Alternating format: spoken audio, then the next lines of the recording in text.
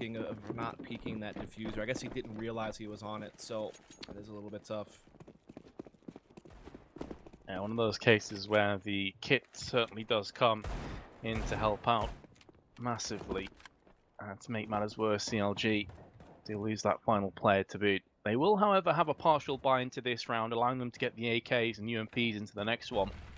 And with a couple of Deagles and P250s in play, this round isn't quite the formality that Cloud9 would be hoping for at the very least. Just a couple stray Deagle bullets can round this one off. Cutler's been tagged down and won't be finished off, but two of his teammates will. Now the bomber's dropped out in a really horrible position.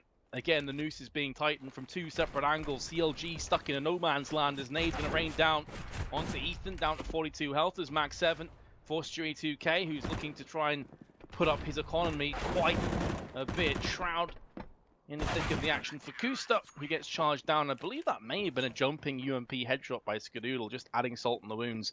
Cloud9, though, not losing a single player. A clean victory. That's because CLG was saving up for this moment now. It's actually rare nowadays, it feels like, to see teams go for the third round AK by after first round bomb play. It used to be the way things were done, but a lot of it lately has been put to force buying. But CLG this time taking that classic approach, a little bit of a throwback, it seems. We are going to see Ricky taking the peek with that AK out T-Con right off the bat. Going to be forced out, though, thanks to an incendiary. Maddox maybe even looking to get aggressive here at Ivy. A forward position, has Shroud as even the bait and switch option. Bomb still towards the T spawn, however, so no declaration of any kind of aggression for the time being. As you highlighted, though, automatic aggressive in Ivy, just a few meters away from two terrorists. This could get really messy with the UMP. Smoke is going to be in his eyes, though. Can't see a great deal. CLG going to be looking to boost their way over the smoke and see if they can find themselves a pixel to execute on. But nothing's forthcoming. Somewhat of a stalemate. Still, that bomb hasn't been retrieved, although a couple of players are moving back towards it now. And CLG still have two smokes to try and execute off. Oh, an automatic puts them both down. The second they think they're safe, he peeks them, and he will gobble up those kills all day long. That's really big to get those two kills. You could see that CLG were definitely shifting to go for that split. Max shut down the bulk of that attack. Kusta trying to free up some space, but Stewie's so quick to respond. And it's really slowing CLG down. Luckily, Cutler's actually brought it back into a manageable 2-on-2, but time is of the essence. They are running out of it. 20 seconds. 3 flashes. They know where Skadoodle is. He's trying to tap his way to victory, and it's actually nothing that will finish off the kill onto Ethan. 10 seconds. Cutler, who's done so much in this round, will not be able to get it under the belt of CLG, as nothing will come in for a second. And it will be a 3-0 with CLG back into an eco. Definitely a closer round, though. I mean, the fact that Cutler even brought it back into a 2-on-2 after the big play from Automatic definitely at least made that a tight race of a round, kept you on the edge of your seat a little bit. But now it's just really stacking up against CLG. They're right back to saving. Cloud9 now have the opportunity to just really push a massive lead now, as we will see basically no utility from CLG outside of the one flash from Finesse and no armor behind this either. So this should be an easy mop up for Stewie. You certainly think so. As you say, just P250s and a flashbang with a Deagle. Skadoodle, eagle-eyed onto the ramp. Stewie 2K is watching from the catwalk side. And here comes the explosion onto the site. It's water falling out. There's Cutler, who lands a 1-Deag right between the eyes of Stewie. That's going to afford them a bomb plant too. And this is really exactly what they were hoping for. Mission accomplished. You don't expect them to get the round from this point. But how much damage can they inflict? Another kill does go the way of CLG. And now Finesse and a P250 close range is where it's very much at its strongest. Aren't going to be able to cry out. And doing so, Cloud9 pick up a 4th round. But again, CLG will be pretty happy with that result. Absolutely. 2 kills in a bomb plant on a round where you basically have nothing invested is like more than enough. The bomb plant in itself was huge, and then even taking a little bit of money out of Cloud9's pocket certainly helps things along a bit. Now they're onto a nice full buy. It will be Kusta toting the AWP. Again, I have seen at times Ricky take it, but it will be Kusta who is still considered the primary op of this team. They have plenty of utility across the board and AKs as well to run whatever play they feel is the best option. And it looks like, again, they want to put a heavy focus on Ivy to begin with. Triple stacking similar to the pistol round that includes Kusta's AWP, so they're looking to try to find a pick here. Shroud, though, playing very passively in back halls. He's not going to really give them the chance. As I say that, though, he does actually pop flash and hold a little bit of an angle, but still never going to expose himself fully to Kusta. Yeah, it's just smart not to even bother peeking that. They know that CLG will be onto a healthy buy. Ivy's certainly one of those areas of aggression for AWPers. Another one is T-Main. And they stayed well and truly away from that for the time being. Now Skadoodle to try and play more centralized with his AWP. He can wrap himself around to T-Main or Ivy, depending where the call comes through. Shroud's going to eat a little bit of damage from that nade, nothing too bad. And will incendiary right back into the faces of CLG. This stops their push.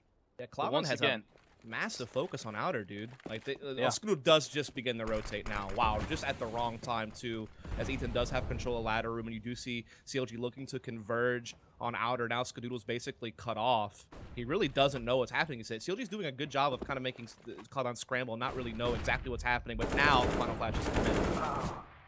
Shroud unfortunate not to get a double frag for his troubles, but there's 30 seconds left and the kill score going the way of CLG. Skadoodle is going to miss his chance, gets burnt to a crisp, and Ethan will finish him off. 4-1, only losing Kusta. And a lot of that honestly came down to the Ivy trade. I think if Shroud gets 2 kills, it opens their way up to get a crossfire down from Ivy on towards the site, but instead Cloud9 will concede the round. Ethan actually got ladder room control really fast, and he just held on to it for a very long time, up until the very final execute. And I felt like just enough time passed that Skadoodle was a bit concerned that maybe Inner was the target, because they weren't really hearing anything. So that sense of doubt came in when they pulled them off. That opened up outer just a bit more, and like you said, a good traded Ivy for CLG. But Ethan was definitely the big player there. Just rolls out 3 kills pushing from ladder, really clearing out that outer bomb site.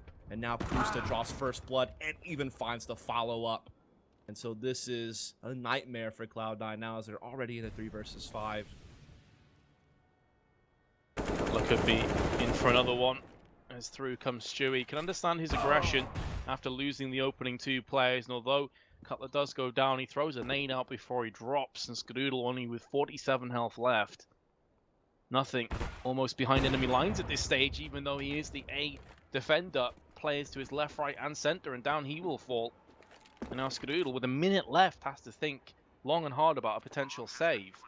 Now Ricky may cut off this save before it gets started, as he's coming down into the CT side. Skadoodle's keeping his crosshair more centralized, so we can see up the stairs or the doorway to his left-hand side. It's pretty smart play, but Ricky will walk straight into his crosshair. Position has been compromised, and now Skadoodle is going to continue to apply the heat. Goes down, and CLG lose 2 players more than they were hoping for. However, they will get their hands on an AWP, Cloud9 into an eco. And definitely, they are only on a 2-round loss bonus, and even when they were winning rounds, they were having to do a good bit of rebuying the last 2 rounds that they won. So the money definitely has been drained. CLG doing really well to establish themselves at Ivy lately. That was definitely a good trade by Kusta. Not even really a trade, right? He just cleaned the board up. So the last 2 rounds that CLG have won, or the only 2 rounds, have really come off the back of being able to take the base in that area of the map. And now Kusta slides that AWP over to T-Con.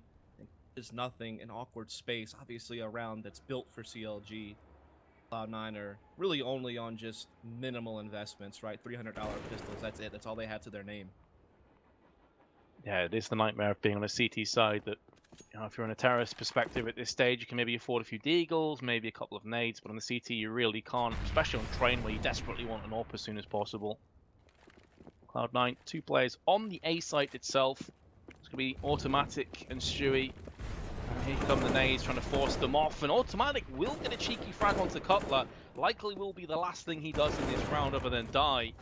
And that will be to the hands of Ricky. Finesse comes in with the final frag and losing Cutler.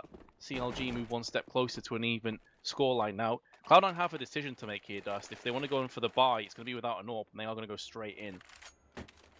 Is definitely the sacrifice they're going to have to make, is not having an AWP in play, particularly a team that even likes to run double AWP on CT side train.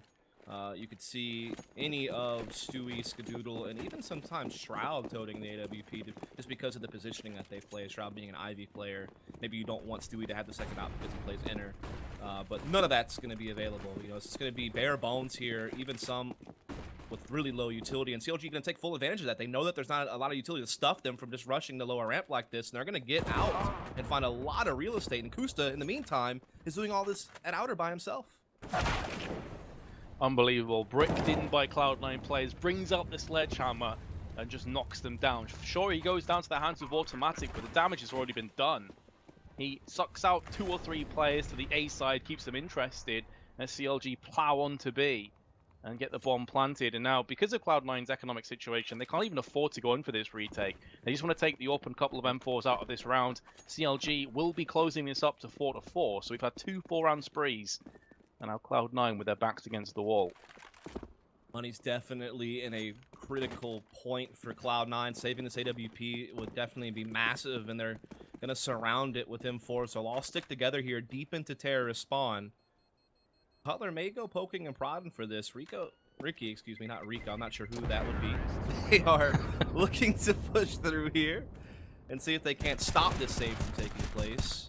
But Shroud will ensure that they carry it all over, put the kill onto Ethan. And so that totally picks up the kill and hit against game for all.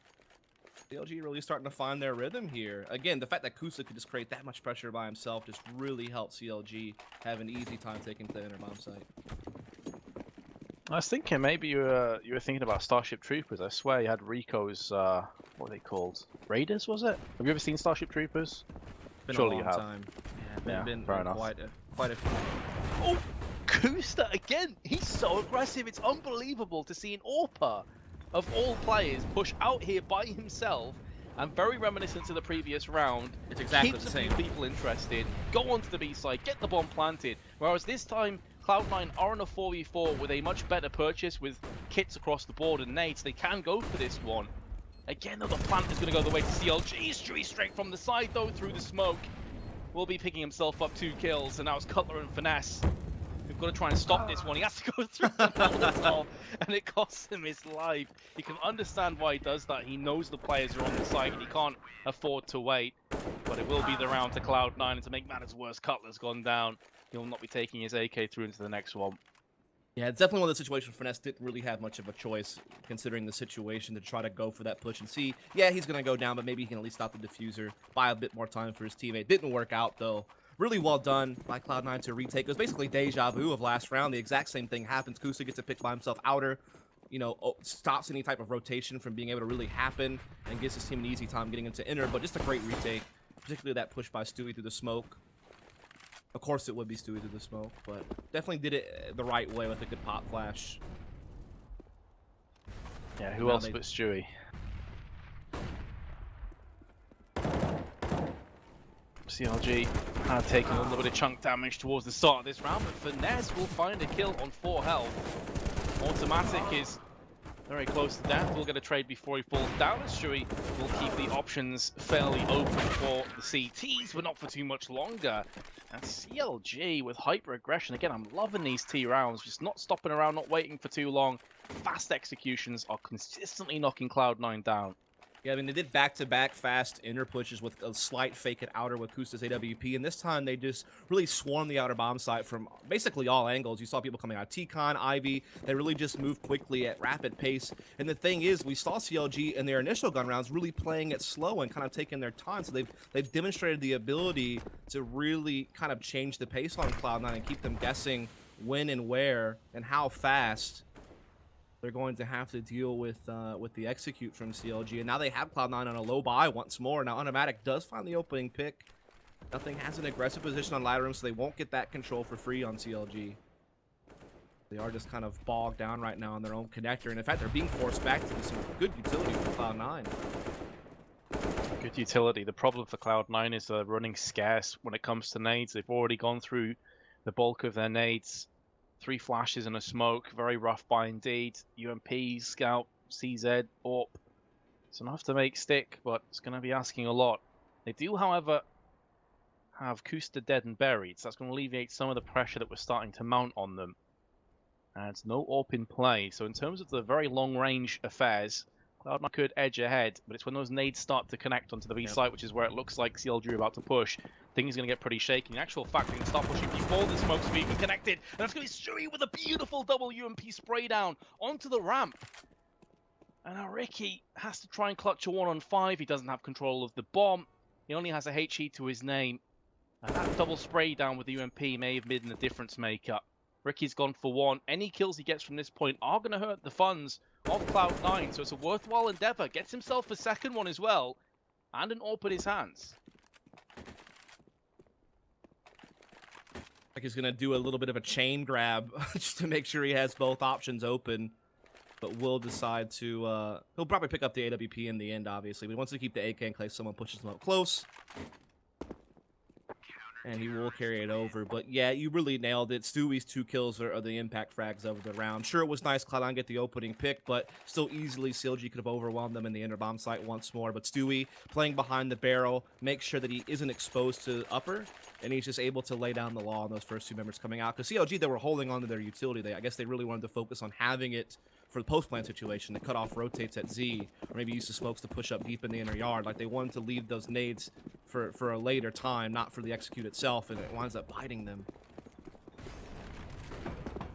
Indeed it does. Kusta goes down first. I believe the entry fragging to someone else, mate. They need your AWP going through into the latter stages of the round, and again, it's him that falls down first. Draw, it was a 1-for-1 trade with automatic. And a bit of a pop dog control was theirs for a few moments. But Ethan's down to 34. Both teams still have plenty of nades, but 4 mollies and 2 smokes for CLG means they should be able to just brute force their way through onto one of these sides of the map. Shroud's going to be expending his smoke to try and keep them at bay for the time being. The bomb in the hands of Ricky, who is just starting to pull his way back from Ivy towards the T-spawn. Yeah, we're definitely seeing CLG slow down the pace now, just really spread the map, look for chances across it. They are denied at Ivy, though, as you noted. Shroud not really giving them enough of a peak to capitalize on, and that smoke is going to dissuade them from lingering around as now they want to gather up over here towards T-Con and Ladder, and so still could be an inner hook push, as it seems like a lot of focus now is coming towards controlling Brown Halls. Now nothing is right here in Ladder for a potential quick flank, but he also could get hopped on. He does hear that Ladder, gives his position away, but stays alive nonetheless. We already have Stewie in position to enter as usual, his normal spot. Skadoodle has a quick rotate position. Oh no. So ballsy by nothing. He's going to get traded out, but look how much damage he did. Ricky's on 5, Vanessa's only on 47. That's pretty much all to the hands of nothing. Now this will funnel CLG onto the B side of the map. With only 12 seconds remaining, Stewie only has to land this frag, and that's pretty much the round done. It's hard to see how Finesse gets a kill, let alone the round from this point. Dead and buried he will go. Cloud9 resume their winning ways, and a lot of that comes down to nothing. He only gets 1 kill, but his impact in this round was massive. Yeah, the adjustment from Cloud9 lately has been to really challenge CLG at T-Connector and Ladder. And Shroud's doing a good job of like making sure that they can't expose Ivy. Like they're gonna have to take a risk pushing through a smoke or something to get real estate there. So I feel like Cloud9 are just denying CLG the breathing room they had before to quickly get out of different places. They've been more up front. I mean, that was a really aggressive play from nothing to get a kill and do a lot of damage over there, spamming up the ladder. And now we have just a Tech 9 buy from CLG. It looks again like they just want to gather up inside inner halls. They obviously could quickly shift down ladder. That option is always available. But it seems very likely that they'll look just to smash in here, see if they can't get a bomb plant. Maybe put the Tech 9s to work and hope they can hold off the retake. Again, it's one of those kind of rounds where bomb plant is really all they're aiming for. Stewie is going to lay Kusta to rest. Again, the first player to fall. The Molotov absolutely destroyed them as well in the approach, isolating players from one another. Stewie's going to go in for another kill. Bomb was planted in amongst the chaos, so that's not too bad for CLG. And Finesse threads a Tech 9 frag. It will be the round to Cloud9, only losing Stewie. CLG, we're pretty happy with that too. They're going to have a very solid purchase in the next round. Yeah, Cloud9 just plays it safe. They'll concede the bomb, but they make sure they can get the retake in, make sure they keep people alive, and secure the victory itself. As you noted, though, CLG do have plenty of money to get a buy into this round, as we're into the last couple of rounds of the half, and Cloud9 have really started to regather themselves. They've won 4 out of the last 5 rounds, and they've been able to use that to steer into the lead. have still a chance at securing double digits if they can hold off this round, as obviously with the loss here, CLG have really not much money to work with in the final round of the half, so round's basically a 2-for-1 deal for Cloud9. That could very well be the case. CLG have got the bulk of their work done when they played aggressively onto either side. This time they have slowed it down a little bit. Kusta's been the first to die in the last 3 or 4 rounds, I believe. So he's going to be biding his time a little bit more on T-main, looking for the pop flash out with the smokes. Stewie already turning his back. Knows exactly what's coming up, and with a nade and a molly landing almost on top of Kusta's head, he's down to 14 and has to turn tail and run away. The real estate war has not been won, but the first blood has been, as Ethan will put down nothing. Stewie straight through the smoke, though, connects. It's going to be 1-for-1 trade early doors. Shroud using that incendiary to try to see if he can't get a peek in here at Ivy. He's going to get the kill. Doesn't fund the second. Finesse does at least trade it back into a 3-on-3. And so a mid-round 3-on-3 situation definitely can get very tricky. The defense can get spread thin as CLG can coordinate. They definitely could find holes in the defense now as sacrifices have to be made to cover other angles and leave some spots open. Particularly Inner is very vulnerable with Skadoodle's position. Automatic caught from 2 separate angles, and just as you highlighted, things can get really rough for the CTs. 2 of them have fallen. Skadoodle missed out on his opportunity. It was almost a free frag from there, but twitching a little bit too much. And Cutler comes in for the final frag. 8-6 the scoreline. CLG not quite in the economic downturn that we're expecting had they have lost that one. And Cloud9, they've got a couple of players here that are going to be rummaging together deep in their pocket to come out with a buy. Automatic with just 3.8k. We'll be onto a UMP. So it all comes down to this round of the half to see if it becomes as close of a game as possible or if Cloud9 can steer out just a bit ahead before we switch sides. CLG did well to win last round, but we got... Oh, that's a big knife damage to Cutler. Little bit unnecessary. Oh, so dear. that could certainly soften him up for later on in this round. They may come back to regret that. As Skadoodle actually posted up Ivy this time with AWP, he will get the kill onto Finesse. So just an easy, quick 5-on-4 for Cloud9, and even nothing looking to get aggressive there. That's a big pick. Sure is. It was so important that Cloud9 got these opening picks as well. They came into this round with no kits. And CLG have not had an issue with getting onto the sites even when they have lost. Yep. They've been getting those bombs planted. So getting those opening picks has done the world of good to them. Cutler going to go down. As you can see there is Ethan, the assailant with his knife, who comes in with an assist. Minute to play with, and it's Ethan and Kusta. And a 2-on-4. Now, the good news for them is they have a bit of utility and they have control of the bomb. The bad news is pretty much everything else. Yeah. They desperately need to get a pick here. And nothing is forthcoming from the CTs. They're hiding in, not giving anything away. Kusta's going to be snaking his way up towards the connector side. Nothing on the site has been spotted and will be dispatched. Now it's up to Skadoodle to come around the corner. Kusta takes him down 2. Not like this, Cloud9. This should have been a gimme round. And now it's a 2-on-2 with the bomb planted. Shroud will spray through onto Ethan. And Kusta and his 2 health is not just on for the 1v2. Clutch should have been on for the ace as well. But Stewie's having none of it. Cloud9 take the round. So the no kits thing, luckily for C9, doesn't really play into it. They got Kusta out of there very quickly. If Kusta could have bought more time, definitely could have gotten dangerous, but the bomb also wasn't planned for him, so even if he gets back hauls, it could have gotten very tricky. Nonetheless, it's C9 who come out ahead 9-6.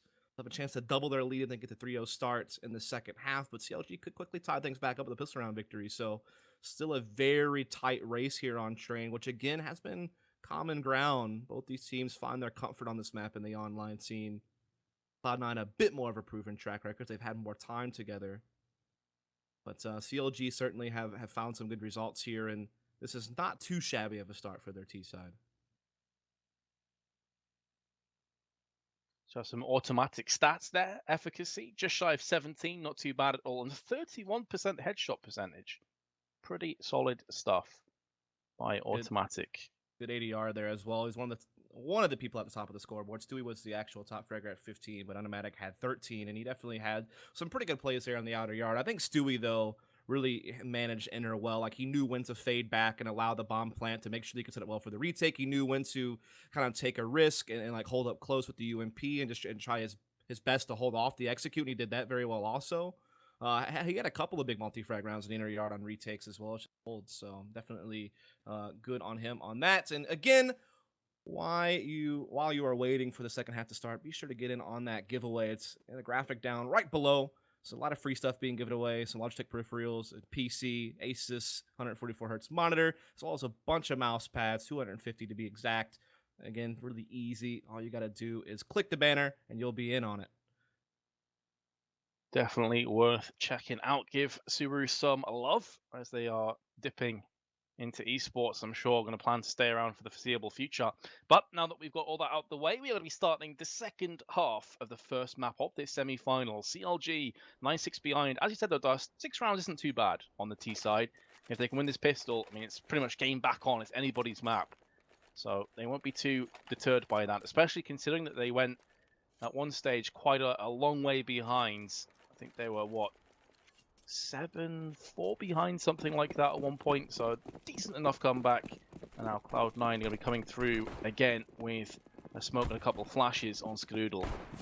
They're not going to waste any time. Yeah, not at all. Again, Cloud9 going to be really fast-paced the bulk of the time. This round, no exception, as he's already well pushed up and automatic quick to boot out of ladder. Finesse with the first kill. Ricky's going to have to bull himself back and relocate on such low health. The rest of his team is doing the rest of the work for him. No Kusta with a headshot before Shroud answers back. That bomb still hasn't been planted, but it's not far from going down now that Shroud has taken Kusta out of the equation. Ricky, Ethan and Cutler all very passive back towards the Ivy side, and Cloud9, they're a bit antsy on going for this plant. They don't know where these remaining CTs are, and they don't want to give their lives away for free. Cutler threads the headshot onto Shroud, and although the bomb's planted, it's now on Skadoodle, who is out towards the E-box side. There's the first frag going his way. Neither of these players has a kit in their hand currently, so he can play the time down, and it forces CLG into a very aggressive play of their own. Skadoodle's not going to get it done, as it's Ethan who takes down the final frag. CLG with a second pistol. Game back on. Yeah, really well done. Team ace from CLG, and the smartly played 2v1 in the end to make sure they attack Skadoodle together, give themselves the best chance to ensure they close the round. So they will start working towards that tie game, but with that bomb plant, Cloud9 had the option to force here and now, or do like CLG did and save up for a third round AK buy. Like they will take kind of a middle of the road approach. They're going to get some deagles, but they're not going to set themselves back with armor and utility. Yeah, this is very similar to how CLG opted for their second round, with a couple deagles, few P250s. Gives you firepower, but you're not fully investing into the round. You can still get AKs and UMPs in the next one. And for CLG, they have gone for 3 assault rifles. Quite a mixed bag of weaponry. Automatic, the first to fall to the MP9. Kusta putting a whole bunch of funds in his AWP funds. I think he's going to be looking to maybe get himself a couple more frags in this one if they push out a team main. The bomb is still there in the hands of nothing. And Stewie only on 47 health. It's hard to see how CLG don't convert from this position. Really should be a formality at this point, as Cloud9 are already down 2 men. Stewie hit some insane deagle shots or something like that. This should be all but over, and Ethan will make sure that that deagle's already off the board. Now the rest of CLG will chime in to finish things off. So we'll see it 9-8, but here's where Cloud9 can put their buy together and try to hold CLG off from tying the game. So I'm curious if one of these players sacrifices the AK for extra utility. That's not going to be the case. It's full-on AK-47s for Cloud9. This does mean they're going to be coming through into this round with just 2 smokes. That is more than enough to execute off, especially if they're looking towards the side of B. But it doesn't leave them too much room for maneuver. They're going to have to go all out. It looks like it's going to be more of an A-focused hit down in Pop Dog and Main, currently residing. Yeah, Cloud9's bread and butter is just fast outer pushes. They really rely on guys like Stu and Unamat to open things up. Yeah, they'll play from default and try to give space to their playmakers to work things a bit slower, but this is their favorite way to attack this. The flashes are now coming to fruition as it's Stewie and nothing. Get themselves on the scoreboard first. Finesse just chilling, hoping for the best. Long range of the UMP's not going to triumph over the AK-47, and Cloud9, who invested fully into the firepower, you can see why. They have yielded kills across the board. It's going to be Cloud9 taking a 2-round lead again. And CLG not able to get their economy fully established just yet. If they can save these 2 weapons, though, they're going to have a very solid buy in the next round. But Cloud9 may very well go hunting. It's a difficult choice because they don't really have that much money either banked up to be going for and chasing a whole heck of a lot. But they'll definitely send a few over here. But it's just farming money for Kusta's MP9. No. He gets a hat trick spray down there. That'll give him a lot of extra funds. And with that, I mean, yeah, he's going to be able to easily buy an AWP, as well as, you know, no need to sacrifice glass cannon or anything like that. He'll have everything he wants. Yeah, he's going to be very happy with that trade, actually. He doesn't care about dying because of those 3 kills he picks up with the MP9. It also, as you highlighted, Cloud9 were in no position where their economy was booming, so with having to replenish so many weapons, they got 3 players who won $300 or below dollars. Yeah, it sets you back on utility in this round, and it hurts you long term if you lose the follow-up as well. And it stops you from getting an AWP in the hands of Skadoodle, so it's multi-layered, how brutal that actually was from Kusta. Indeed. We are seeing Stewie work on the inner halls. This is his default position. One of the teams that like to use entry fraggers in the inner halls. Several will do that. Shroud usually going to be with him. Nothing usually over towards Ivy, but this time he's actually going to be stacked up with Automatic at T connector. So again, it seems like they just want to do some type of faster split through ladder and T, kind of just try to get into the outer yard as quick as possible and just look to thrive in all of the chaos. Kusta will connect the headshot onto Stewie. Misses the second one. It's going to cost him 80 health. And he goes back down again. Maybe he felt like he just didn't have any other choice. He had to come out swinging. Finesse from the backside. He's going to claim 1 kill. Any more would be excellent news for CLG. A couple players are low on the side of Cloud9, but now Finesse has been put 1 step closer to his coffin. And Nothing, who is wrapping himself around the side of the site. There's 45 seconds left. They're in no great rush, but now the bomb has been dropped out. This put Shroud up on the pedestal, and he's going to be picking himself up to frag Skadoodle in a dangerous 1v1 against Ethan, who comes out in a 1v2 clutch. And CLG, somehow, some way, escape in round 19. And will take an AWP out of it, and they're just 1 round behind Cloud9. Yeah, definitely a big play from Ethan, but also props to Cutler. He won a key duel against Nothing there right before Ethan popped off. That really helped CLG along, but certainly Ethan closing it out was a bold statement, and so they will now have a great chance to tie up the game. Again, it's Cloud9 just going to their favorite play, trying to do the fast outer, but they just can't close in the 3-on-3, and now they're forced just to take some upgraded pistols with Nothing behind it and allow CLG to waltz into a 10-10 game. Well, can we farm up some money with his UMPs? This is another instance where you say that Kusta 3k spray down with the MP9 has pretty much caused this situation, with so many weapons having to be replenished. The Cloud9 just trying to get their hands onto a bomb plant. Skadoodle, who is way behind Nothing, who went charging out of Catwalk, somewhat the sacrificial lamb. Now coming down Pop Dog, I'm pretty sure the player to his left, which is Ricky, would have heard that. He did make a little bit of noise on the rung of the ladder, and indeed there's 2 players watching Pop Dog, so Skadoodle with no real hope. CLG brisk past round 20 without any casualties. So indeed, this map has been a tight race. Been a lot of fun to watch. The distribution across both teams is definitely tight, but Kusta's definitely the guy who stands out on the server. The first to reach 20, and he's got the AWP in his hands. Meanwhile, Cloud9 still reeling from all the economic problems they've had over the past couple of rounds. They're still in not the best of shape. Automatic will have the AK, sure, but everyone else is just armor pistol and a very sparse amount of utility. They're all gathered up here in the inner halls. Could be looking for a fast ladder play, but looks like Stewie botched his opportunity to push with his flash. And now FNS. Oh, never mind. He still goes down. Cutler there to quickly trade at the very least, but still going to make things difficult on Cloud9. I think that is madness that a P250 there for Stewie can go over the UMP at close range. FNS is going to be gutted with that. Does say nice shot in chat, so clearly respecting what just happened. Now it's up to Ricky, who should be odds-on favourite to just mow down as many players as possible. Automatic coming out of the first half. We read his stats out. He's going to have to come on leaps and bounds from there. He's on about 87 ADR at the time. He's not able to add to it. Kusta the man that you highlighted, now moves to 21 frags. And we did also say that the head-to-head matchup will be interesting between Kusta and Skadoodle at the start of this, with it being training Oppa's Paradise. Well, Kusta's on 21, Skadoodle's just on 12. CLG have certainly had the more of the impactful Oppas.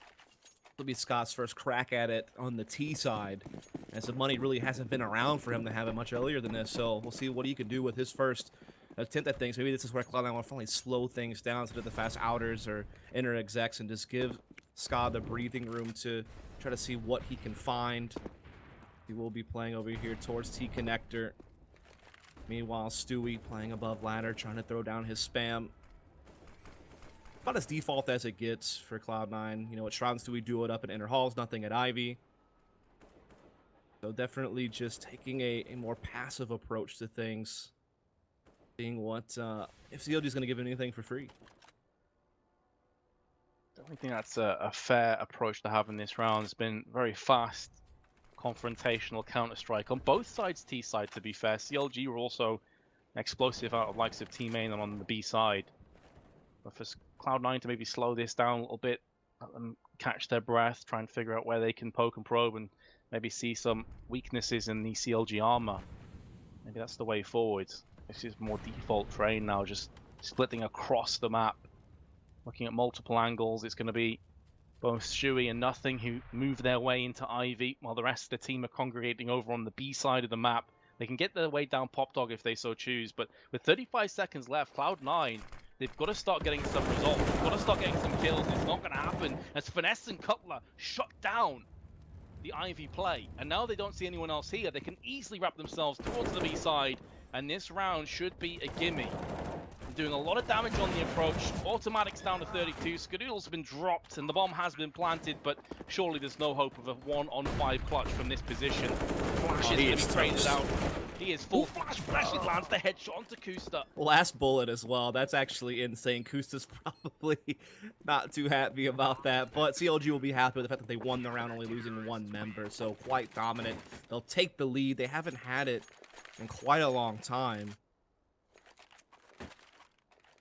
We will even see the tactical timeout coming from C9, as well as they have a lot of decisions to make with their money being not the best on most of their players outside of Automatic.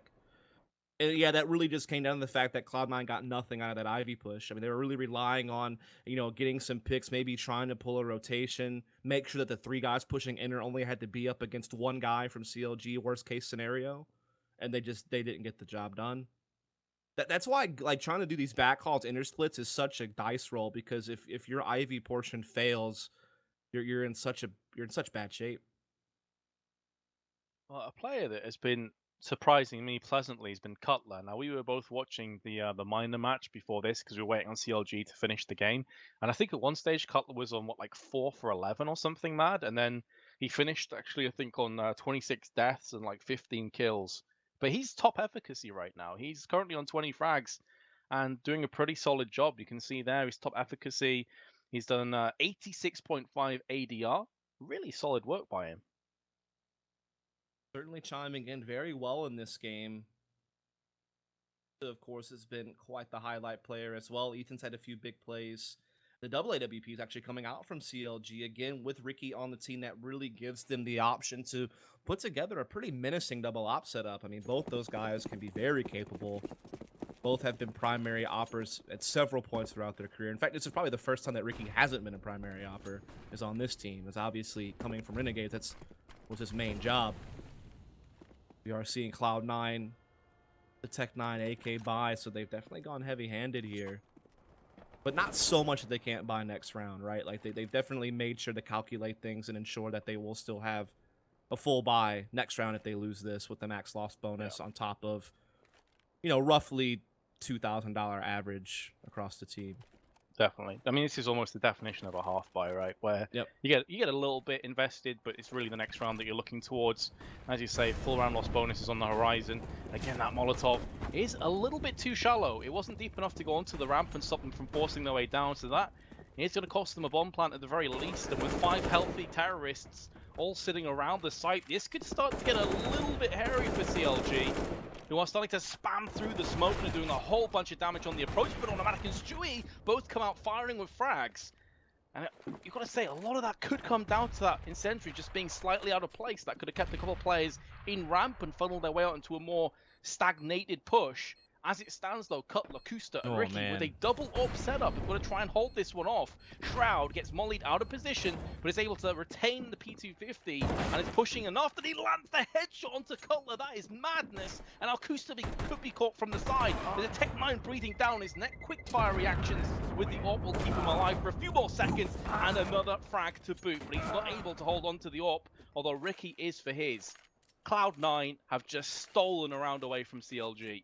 Yeah, on top of the whole point you made about the incendiary, it's also the deep smokes that Cloud9 threw in the inner yard. It really gave them the opportunity to push very deep into the back halls of inner, and that basically gave CLG no space to start trying to launch their retake. And on top of that, yeah, having double AWP in a retake situation on inner is definitely not ideal. Luckily, CLG have a lot of money banked up to where they can, you know, still afford a double AWP again, but Shroud so fast down ladder. Here's where Cloud9 shifted up to a higher gear. They're looking to pose a threat early. Automatic already sneaking out T-Connector as well. They're finding picks all across the map. It's getting very chaotic right now, but Finesse and Cutler have made a recovery for CLG, at least keeping it into a 3-on-3. Keeping the dream alive, that spark alive, and CLG will take the lead in terms of manpower. Scar brings it back with two sensational frags. Ricky and Finesse get dismantled, and that was Cutler with the AWP. We have to try and salvage this round for CLG. Another close one has gone begging. Skadoodle falls down. Shroud to his right hand side, and Cutler wasn't too far off from that no-scope, but close isn't good enough in Counter-Strike, and Cloud9 will even us back up. That was really scary because Skadoodle made a big play to basically seal it up for Cloud9, but Cutler almost pulled that away. Like you said, that no-scope, if it lands, he actually still pulls it out for CLG. So it is all tied up once more, and this time CLG has to call the timeout. Again, they're kind of in a weird spot because they have good money on 3 of their players, but Finesse and Kusta are quite behind, and they will actually buy the WAWP again. Cutler's able to drop an AWP and buy an UMP. Finesse also will be able to get the UMP. So they basically buy, they calculate things right by dropping an AWP from Cutler, who had the highest money, and making sure they could get every possible gun that they could afford this round. No cent is left on the table, really, that could be spent. Man, bruh, why can't we get games like this at LANs? Right? Like, how explosive and exciting has this game actually been? It's been really Not enjoyable salty to at all, watch. of course. A little bit triggered, but it's all right. We get the one line, so I guess it's better late than never. And this could very well just go down to the wire. It's neck and neck. Haven't really seen a team take a massive lead thus far on the entire map. We've had a couple of sprees of 4 rounds here and there. Yeah. But over on CLG CT side, it has just been back and forth, exchanging blows. 3 AWPs in play, 2 of which are on CLG, but as you highlighted, 2 UMPs as a result of that, and only 1 kit. Yeah, Finesse trying to play up close on Ivy with his UMP. Definitely a spot where it can have an impact. Ladder probably being another spot, as well as inner. But it'll actually be Ethan with the M4 soloing out over here. And Cloud9 will slow it on down once more. They've done actually a really good job. Again, people know they like to be ultra aggressive, but I think they've done a good job actually slowing things down at times and being a bit more methodical about how they approach things, particularly in rounds where Skadoodle has an AWP, giving him the freedom, like in this round, to maybe try to take a peek at something as they're trying to actually work on moving him over to Ivy. Well, we might I don't think we've ever really seen Kusta and Skadoodle go head-to-head in an op duel, and so we might finally get that. Oh, there's Kusta with the opening pick. Now, Skadoodle was hoping that nothing jumping across would maybe deter the AWPer and draw the fire away, play the bait, dangle him on the end of that fishing rod, but nothing wasn't quite effective.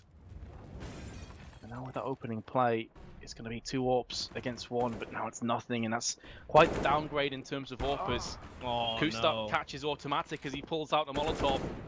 That is going to sting. Stewie does come back with a kill of his own, but loses the bulk of his health. Only 5 left, and 15 seconds on the board. There's simply not enough time for Cloud9 to get rid of any of these angles. They're going to have to just cross their fingers and hope for the best, and the CS gods are with them today, as the bomb has gone and got planted. Finesse is exceptionally low, gets picked up on the ladders, and now suddenly the advantage goes in firm favor of Cloud9. It's Ricky and an M4 to try and salvage this round. A round that CLG should not be losing, and he's been put down in his place. What the hell did I just watch? I don't know. Kusa did everything right, being very disciplined at Ivy, like you said, not going for the bait, waiting for the big prize, which he got. He got Skadoodle out. He got the 5-on-4. Yet somehow Cloud9 still get into outer, and they get a bomb plant in a 4-on-3. CLG, they don't want to go. I mean, the clock was so low, all they had to do was run out and stop the bomb from planting, and they win the round off the clock, but instead they decide to take a safer approach, so to speak, and play the retake, and they know they had the numbers advantage to do so, so fair enough, but it doesn't come through. Nothing hits some key AWP shots, recycling Skaz, and Stewie also really a big force there, helping to break open outer, and now it's CLG who are on the back foot. They're just on pistols. They've already lost a member of the team. A casualty has been suffered in Kusta. And so now Cloud9 get to work a 5-on-4 from very early on. That could be the round that we really start talking about at the end that makes the world of difference in the result of this game. Yeah, that could be the tipping point for sure, especially when you're getting through into the dying embers of this map. CLG's choice, of course, would be a heartbreak to lose after they've been in the lead a couple times. They've had the opportunities, they just haven't been able to capitalize on them. And now, in almost a full-on pistol round, they are just pushing out one by one. They can't afford to stand and trade with these weaponry and lack of utility. And in doing so, they're just walking into traps left, right, and center. Ethan's going to burn to a crisp, down to 15. This means that Cutler's by his lonesome. He's been having a pretty solid map of CS thus far, and that's one hell of a headshot onto automatic. Looking for a second one, Stewie. Not going to be threaded. In fact, yes, he will. It was looking as like Cutler would go down almost instantaneously, but still alive and kicking in this 1-on-3. Can't get a third kill, but valiant attempt. Unfortunately, though, CLG will still fall 2 rounds behind, and they're running out of lifelines now. Yeah, they're going to put all their eggs in this basket, really. They're buying everything they possibly can to stop C9 from getting map points. Of course, if this goes awry, they're not going to have a whole lot to work with. This is their best bet to get back in. They need this one to work. Otherwise, the best they can hope for in the next rounds, like UMP armor and things of that nature. Glass cannon for Kusta. He's going all in on this AWP. Apart from him, though, it's pretty healthy. Full nades, 2 kits, they're looking pretty solid. It's Kusta who's been dropping first a lot of the time, even though he's got 25 frags. Goes to show how impactful he's been, even when he does die. Back to default here for C9, just slowing it down once more. They know that the pressure is on CLG, making sure they don't give anything away. Nothing, again, going to be challenging Kusta over here. He now hears that op ring out, so he knows what he's up against. He will not peek into it and give Kusta the chance to find the opening pick. Doodle's kind of playing more passive with his AWPs, just kind of sitting back, making sure no one's pushing T-connector. They're giving up actually a lot of space. They're not really taking a whole heck of a lot of map control going into the mid-round. Seems like the mentality is to gather up at some point and just explode onto something. Yeah, which maybe gives you an insight into their mentality of just realizing that when it comes down to the entry frags, they are just superior to CLG with that aim. You're looking at Stewie automatic, just barrel the way through. Kusta manages to somehow put a bullet through everybody on team main. There's 4 people out there, or at least there were, and now they're aggressive onto the site. Kusta is finally going to get the flick, but it's going to cost him his life. His automatic is there to turn fire and get the avenging frag. Nothing comes in with one of his own, and Ethan and Cutler once again have the arduous, almost impossible task of clutching a 2-on-4, but there's Cutler from the shadows of Ivy to rain down M4A4 spray upon his foes. There's just enough time for a bomb plant. With about a second left, nothing gets it down. And Cutler was looking like he just pulled that one out the fire. And he's looking to create an apocalypse on Cloud9. Skadoodle, seeing what he can get done. The bomb, of course, planted! Skadoodle, what? Why? I don't understand what I just witnessed, but now it's down to nothing. Maybe he can remedy the situation. Ethan in another clutch. Nothing is playing his time and his position to perfection, but Ethan's going to rain from above and lands the kill. And there is enough time for the defuse. And I've got to go back to Skadoodle. What the hell just happened there on Ivy? I don't know. It's like he really wanted to make sure he could get inside ladder room. Skadoodle at least, and he unscopes trying to cross over, and he gets waxed because of it. Cutler also did a fine job giving his team a chance in that round because it looked dangerous. Cloud9, they swept through outer. They got 3 really quick kills, and again, though, it feels like they just drained the clock down, just playing ultra slow, really against the grain for what you normally see from them. And it just when you play down to that low of a clock timer and things start to go against you, it's really hard to have the time to recover properly. I said at the time, an almost impossible situation, but CLG have brought it back. There was a comedy of errors by Cloud9, and maybe that was the tipping point, Dust. We were talking before about how maybe it was CLG that had lost their chance. But look at the economy, that's the big thing now. The economy is the biggest issue for CLG. If they get reset now, I mean, C9 would have such a great chance to just close the game still 16-13. To be fair though, Dust, you look at Cloud9's economy, they're not in great shape either. It's just nothing on 3.1k. Everyone else is very low. This is such a huge round. Hangs in the balance right here, right now.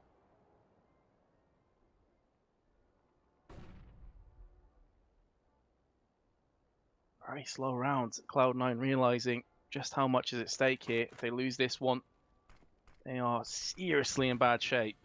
CLG very much the same, and no huge surprise, it's Kusta that's dead and buried first. How many times have we said that today? Leaving quite the hole where he falls down too. Ricky going to be tagged out through Team A, and Automatic has been given the green light. He has been unleashed. Cutler gets faked out from Shroud, who's trying to play some dance moves down the ladder. Skadoodle unable to land the frag.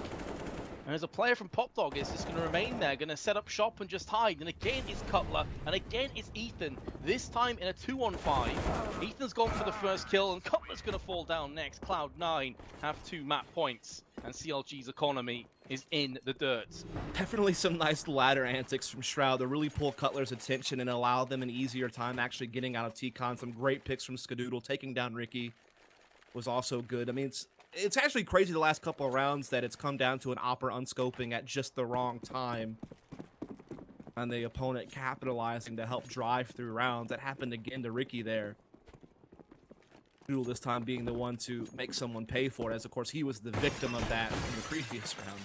And now it all comes down to this for CLG. They have to win 2 in a row to force an overtime, and their first step in doing so has to be with just pistols and a UMP.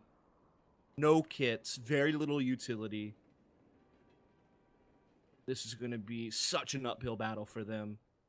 But this is a neat little bait and switch Cutler has. Yeah, exactly. I was going to say, holding almost a cross fire angle with Cutler on the ladder. I really like that setup. And Cutler's going to go down, nothing on automatic, doing what comes naturally. And that's landing the headshots. But Ethan, he's biding his time. He's right behind nothing. He's going to stop the bomb plant and pick up an AK. And now comes through the smoke. A huge play by Ethan, and he's still alive. It's now Skadoodle. There's the first frag. Nice flick onto FNS. Going to be trying to stop Ethan from hiding in the smoke. The bomb, of course, has not been planted just yet. So Ethan, a lot of the pressure off his shoulders in terms of being forced down onto a defuse. And as you highlighted before, Dust, there's no kit anyway. It may not come down to that, though. It's going to be a raw 1v1, and Skadoodle's going to be coming out through Catwalk. Ethan at the back of the site. And how they haven't seen each other yet is a miracle amongst itself. But Ethan could get the drop on if he just jumps up onto the spool. Skadoodle's a dead man, and Ethan lands the headshot. Patience is a virtue. What a play by this young man. And rounds have been so tense. One more round to save this. Oh my goodness, that just really was keeping you on the edge of your seat. They kept not seeing each other, and you were just wondering when it was finally going to give, and it does with Ethan jumping up. Also, again, a big play by Cutler and that whole bait and switch up on the ladder. Gets the kill, picks up an AK, finds a second kill. That was definitely a massive impact on the round. Then again, Ethan wins the 1v1, but also has the key kill to stop the bomb plant. And so even on a low buy, CLG, they just hang on. And now it's come down to the 30th round to decide things, and both teams are working with a less than ideal purchase. Probably Cloud9 the ones though that are suffering a bit more, and it looks like they'll put it all onto this. They're betting on black, which is going to be the inner push. Ethan is there alongside Ricky, but a 2-for-2 trade. Considering that was 2 weapons They're in prime position to just tee off onto oncoming terrorists. I think CLG will be disappointed with that. And it's Ethan, the savior of the previous round, that's gone down. Post-plant scenario, 3-on-3, one kit and nades. Stewie's being tagged up from the Molotov. They definitely would have heard that one, or at least I assume they were. What the hell, Kusta? It looked like he just spun around and no-scoped Stewie. And now Shroud is going to try and save this. There's 2 headshots looking for a 3rd one. Color's going to be coming around the corner he's just been staring at, and Shroud's going to get the clutch! A 1-on-3! Out of the textbook of an absolute legend, and Cloud9 will take that one. What the hell just happened? I don't know. It's like no round could you ever know how it was going to end until like the very last kill fired off. Because if you were to predict it to go one way, like right there, Shroud's in a 1v3, you think surely CLG closed this. We're going to overtime, but then Shroud pulls it out. He pulls out the 1v3. He seals the deal and he puts it down for Cloud9 to win it 16-14. Holy Subaru! I'm told I can't curse, so I'll use another S word, I guess. That game was just unreal, man. How many times did we come down to like late tense 3v3 to 1v1 type situations in the home stretch, and you just never could tell exactly how it was going to go until it was over. Trying to read that game was impossible from an analytical perspective because so many crazy things popped off in the last moments. You just couldn't write it, could you? I mean, Kusta lands a disgusting, it looked like a no-scope I didn't see from his perspective on the approach, and then Shroud picks up a 1v3. What I will say is that at the very end, I'm pretty sure Cutler changed his weapon as he pushed the site, which was a little bit of an There was odd a lot of decision. that happening, man. There was multiple times I felt like a guy with an AWP got caught unscoping at just the wrong time. Definitely a lot of weird timings, you know, certain situations coming down to milliseconds on whether or not someone was going to peek or pull out an aid or just happen to look in the wrong direction. Again, it was a game of timing strike and in so many different ways. And that was probably one of the most fun games I've watched in quite a long time, actually. It was a great affair. All 30 rounds, really close halves of 9-6. No one really streaking together and dominating a half. Each team responding with their own 4-round winning streak to their opponent to keep it tight. So bravo to both these teams really for just putting on a great show for all of our viewers, and it was fun to commentate. As we take a look at the scoreboard, you could see that it was just a really tight distribution as well when you look at that. But we'll have to comment down for just a moment to let you know that you can get in on the giveaway. Graphic is down below. Again, giving away a PC, some Logitech gear, Asus monitor, easy to get involved. Lots of mouse pads being given away as well. And we'll just have to take a breather for a second and get us prepared for the next map coming up, which will be Inferno, Cloud9's map pick, to see if they can move on to the finals here and now, or can CLG fight back and force a third. Stay tuned to find out.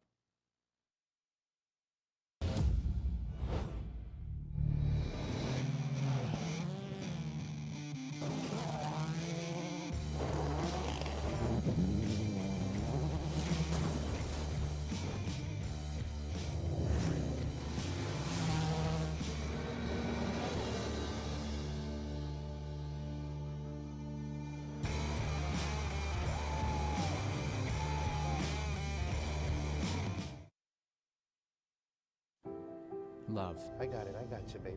It's being there when you're needed most. Love is knowing He's the one. it was meant to be. And love always keeps you safe. We're fine.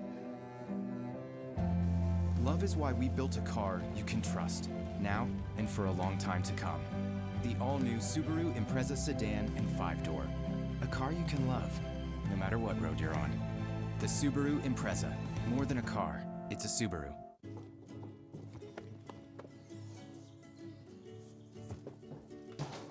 Hey bud, you need some help? No, I'm good.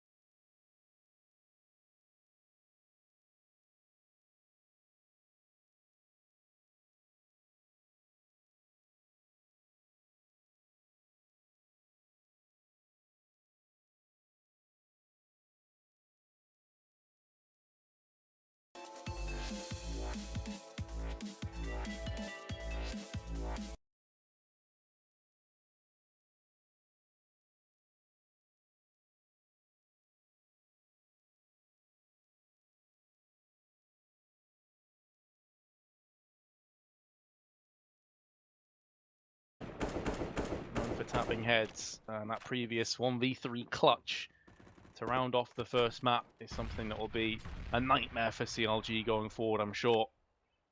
But they do have nades they've thrown out onto Banana. Both teams have been trading off utility. CLG still have a HE and a flashbang to their name, and a wide variety of powerful pistols and Kevlar. And Cloud9 looking to try and push their way onto the B side. This is where a P250 and a CZ will be to greet them, though. So they're going to have to be careful on this one. Shu's been tagged down exceptionally low on just 14 health, but here comes raining fire, forcing the CTs back into the open. And Kusta, good for the one kill. Nearly a second one on top of it. Does land the headshot. Shroud and Shui both exceptionally low, but CLG not interested. They're tapping out. Cloud9 will take a 2-0 lead. It's one of those things where it's better to just roll these over to the next round and still pose a similar threat. You'll still have that rate of pistols and armor like you did in the previous round. Just try your luck again. Like it didn't really work out that time. The B defense crumbled. The two people that were there, there's really no way back in without kits and utility. And so yeah, it's just definitely the better idea to take this approach, live the fight another day with these pistols and armor. Cloud9 will take round number 2 on the half. As I'm sure they're hoping for an easier time, right? They really had to work for that win in the previous map. Yeah, they sure did. And there were a couple of moments where it looked like one team was about to throw the game, and the other one wasn't quite able to capitalize on it. CLG looking in pretty good shape to retain all 3 of their pistols and Kevlar. Oh, what about that from Ricky? The drive-by headshot, and Ethan lays Shroud to rest. That's a lot of damage dealt. Yeah, they lost quite a few weapons in the process there, and now they have to dig back into their pockets and expend the bulk of their funds. Now, the one thing that can happen here is buying UMPs allows them to build the money back up again, and still keep it for a faster paced play in the opening gun round as well. So you're getting back into the UMPs as long as they can farm up some cash against a team that's even lesser bought than the previous round, if we're honest. I mean, 2 of the guys are just purely on USPs. So this should be an easier time for Cloud9 to mop them up. The only downfall could be running into the actual bomb site stack, which there are. Everyone's here from CLG. I wonder if Shroud will kind of pick up on this as he comes through apartment and fall back. Won't have the time to now. A really cool setup as well. May seem pretty obvious, but they put their 2 non-Kevlar'd up players in the front lines to act almost like a meat shield for the players that actually had the power in their pistols. You saw Ethan was in the front lines with FNS and Cutler, I think it was, who didn't have the weapons. In fact, it was Kuster in the front line as well. So now Ricky has an AK. He's going to connect the shot onto Shroud, and even though it's a 2-on-1, doesn't have a kit. It's going to take a while to even get to the site, and then he has a potential crossfire to fend off against when he could just tap out, save the AK, and actually bolster his buy quite a lot. Looks like he is half interested in going for this one. It's going to cost him his life. I think there he was playing with the idea of maybe a second play coming up through Banana, but either way, Cloud9 have taken a 3-0 lead. Still a lot of damage being dealt from CLG on the round where they had 2 guys on pure USPs, so I don't think Cloud9 really stored up as much money as they were hoping for. They had to tap into their savings accounts a lot faster than what would have been ideal, but they still will have a nice buy in this round at the very least. Full AKs, full utility. Dewey will be resorted to just the UMP, but really no harm in that. We're going to see what Cloud9 want to do here. They're going to have Stewie looking to exercise some control over here towards Banana Shroud, working in the apartments. Actually already pushing through to the very end of apartments. He's wasting no time getting up on the balcony. A pretty quick pace is Cloud9 to look to attack middle right off the bat. Again, very fast, no hesitation. Yeah, the wide peak really screwing Kuster over there with his AWP. 2 players are facing him, shot right down the middle of them.